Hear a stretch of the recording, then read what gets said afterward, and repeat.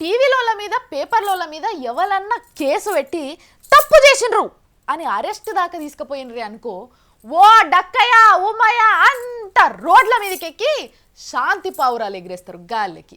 పత్రికా స్వేచ్ఛకు సంకెళ్ళు, సిగ్గు సిగ్గు అని నోరు బొంగురు అయ్యేటట్టు చెప్తారు. మరి పత్రికా స్వేచ్ఛ అంటే ఏంటిది? కళానికి సంకెళ్ళు ఎందుకు పడుతున్నాయి? ఇలా శుద్ధపూసెవరు, దద్దమ్మలెవరు? చూడండి స్టోరీ అర్థమవుతుంది. చింత దచ్చినా పులుపు జావదంటే దాని గుణం అసొంటిది. కానీ మన సీమాంధ్ర లీడర్లకు వాళ్ళ కరపత్రాలకు ఇంకా సమైక్యాంధ్ర మీద ఆశ చచ్చిపోతలేదు. హోంశాఖోళ్ళు మంత్రుల కమిటీకి ఒక రిపోర్టు పంపినరు. అది 85 కమ్మరాల్లో రాసి పంపినరు. పనిలే పని టీవోలకు కూడా పంపి చెక్ చేసుకున్నట్టున్నారు. 85 పేజీల ఉత్తరం లీక్ అయితే దానికి సీమాంధ్ర లీడర్లు, టీవీలోళ్ళు, పేపరోళ్ళు కలిసి ఇంకో 5 కమ్మలు జోడించి ఇగో తెలంగాణ ఆగిపోతున్నది, ఇగో ఆగిపోయింది, అగో ఆర్టికల్ 370D అడ్డం పడ్డదని గాయి చేసిండ్రు. మరి హోంశాఖ వాళ్ళు ఇచ్చిన నివేదికల తెలంగాణ రాష్ట్రం ఏర్పాటు చేసేందుకు ఆర్టికల్ 371Dని ఉత్తగానే సవరించొస్తుంది. అట్లనే హైదరాబాద్ నీళ్లు నిధుల ముచ్చట కూడా ఎట్లా చేస్తే అయిపోతుందో అని క్లియర్ కట్గా రాసి పంపితే దాంట్లో అర్థాలు మార్చి పదాలు మార్చి దానికి ఎర్రగీతలు తలిగించి ఇగో మా చేతులుంది, అగో మా చేతులుందని గమ్మత్ చేసిండ్రు. అసలు ముచ్చట ఏందంటే వాళ్ళు గుండెలు వరిగేటట్టు చెప్తున్న ముచ్చట్ల గురిగింజంత నిజం కూడా లేదని బయటపడ్డది. కావాలంటే మళ్ళొక పారి నుండ్రి. అవును భర్తూ, జర చెప్పుకోడక ఏమైందో. మల్లన్న, అసలు ఏం జరిగిందంటే తెలంగాణ అంశంపై ఏర్పాటైన కేంద్ర మంత్రివర్గ బృందానికి హోంశాఖ ఒక బ్యాక్గ్రౌండ్ నోట్ ఇచ్చింది.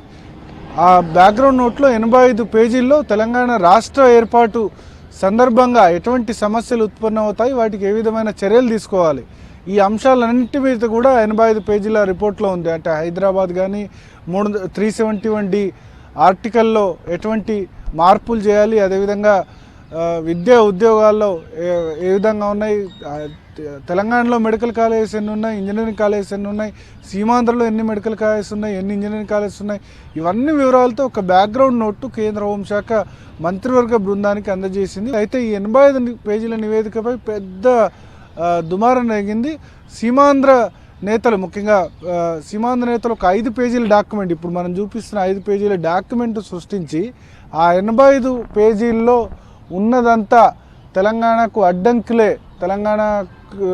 తెలంగాణ ఏర్పాటు కష్టమనే హోంశాఖ చెప్పినట్లు వాళ్ళంతా కూడా సృష్టించారు. 5 పేజీల నివేదికలు ఏమన్నారంటే తెలంగాణ కావాలంటే ఆర్టికల్ 371Dని ఖచ్చితంగా సవరించి తీరాల్సిందే, సవరించకపోతే తెలంగాణ రాష్ట్ర ఏర్పాటు సాధ్యం కాదన్నారు. నిజానికి 85 పేజీలు చదివితే కనుక ఎవరికైనా అర్థమవుతుంది ఏంటంటే 371Dని సవరించాలి అని చెప్పారు తప్ప 371Dని సవరించకపోతే రాష్ట్ర విభజన సాధ్యం కాదు అని చెప్పలేదు. అదేవిధంగా 371D ఆర్టికల్ 4 ద్వారా సింపుల్ మెజారిటీతో కూడా చేసుకోవచ్చు అని చెప్పినప్పటికీ 5 పేజీల్లో మాత్రం తెలంగాణ ఏర్పాటుకు 4 ప్రధాన అడ్డంకులు. ఒకటి, ఆర్టికల్ 371Dని సవరించందే రాష్ట్ర ఏర్పాటు కాదు అని ఒక వాదన వినిపించారు. ఈ 5 పేజీల డాక్యుమెంట్లో ఆ 85 పేజీల్లో చెప్పిన దాన్నంతా కూడా వక్రీకరించే ప్రయత్నం చేశారు. మల్లన్న, ఇన్నరా, ఇది అస్సలు ముచ్చట.